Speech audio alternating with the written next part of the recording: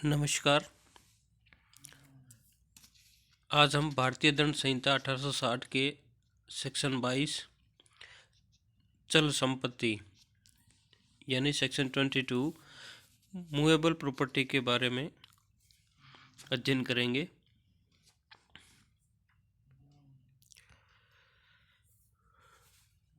भारतीय दंड संहिता के सेक्शन 22 में जंगम संपत्ति यानी चल संपत्ति को डिफाइन किया गया है। यहाँ जंगम संपत्ति यानी चल संपत्ति जो शब्द दिए गए हैं, इसके अंतर्गत हर प्रकार की मूर्त संपत्ति आती है, अर्थात इसमें include corporal property of every description, यानी सभी प्रकार की जो मूर्त संपत्ति है वो इसमें शामिल है।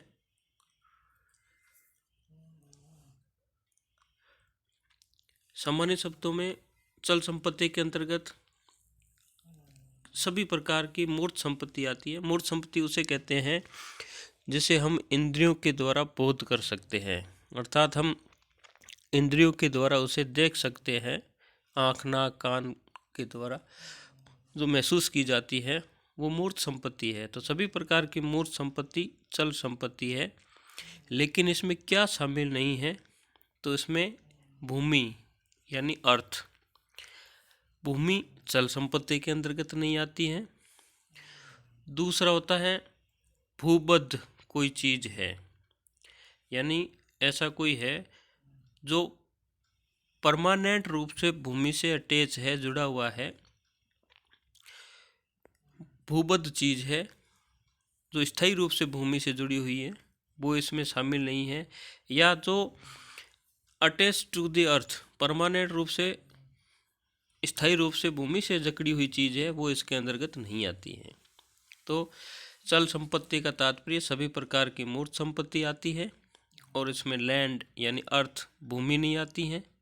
और भूबद्ध कोई चीज़ है वो इसमें चल संपत्ति में नहीं आएगी। भूबद्ध का मतलब जो ज़मीन से जुड़ी हुई, जैसे कोई निविष्ट है या ज़मीन में मकान की नींव है।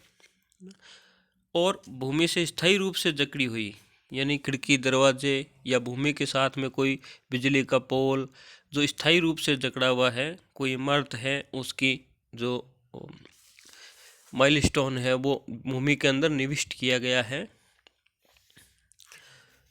या फाउंडेशन है वो भूमि के अंदर निविष्ट किया गया है, तो भूमि से स्थायी रूप से जकड़ी हुई है, वो इसके अंतर्गत नहीं आती है। तो चल संपत्ति में सभी प्रकार की मूर्त संपत्ति आती है। इसमें भूमि, भूमि से बद्ध और भूमि से स्थायी रूप से जकड़ी हुई चीज़ें नहीं आती है।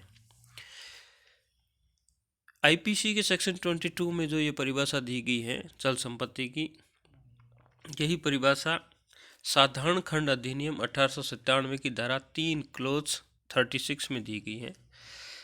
जनरल क्लोजेज एक्ट 1897 के सेक्शन 3 के सब क्लोज 36 में मूवेबल प्रॉपर्टी को डिफाइन किया गया है। और ऐसी ही एक परिभाषा ट्रांसफ़र ऑफ प्रॉपर्टी एक्ट 1882 के सेक्शन 3 में दी गई है कि इसमें मूवेबल प्रॉपर्टी में क्या होगा, और वहाँ पर इमूवेबल प्रॉपर्टी की भी डिफाइन किया गया है। अब हम देखते हैं कि आईपीसी में इस संपत्ति को क्यों परिभाषित किया गया है। क्योंकि जैसे मान लो 378 धारा 378 थेफ्ट, चोरी है, तो वहाँ लिखा हुआ है कि जो कोई व्यक्ति चल संपत्ति को बेईमानी पूर्वक ले जाता है या हटाता है तो वो चोरी करता है, तो वहाँ वर्ड आता है चल संपत्ति। तो कई अपराध में जहाँ मूवेबल प्रॉपर्टी यूज किया गया है, उसका अर्थ धारा 22 में परिभाषित शब्दों के संदर्भ में लिया जाएगा। अब हम देखते हैं कि कोर्ट ने चल संपत्ति के बारे में क्या क्या डिसीजन दिए गए हैं।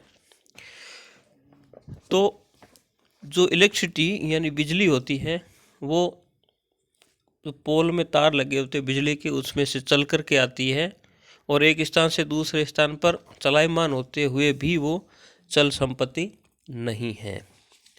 Avtar Singh versus state 1965 supreme court का केस है, जिसमें सुप्रीम कोर्ट ने यह भी निर्धारित किया कि बिजली चल संपत्ति नहीं है, यानी जो इलेक्ट्रिसिटी है वो मूवेबल प्रॉपर्टी नहीं है।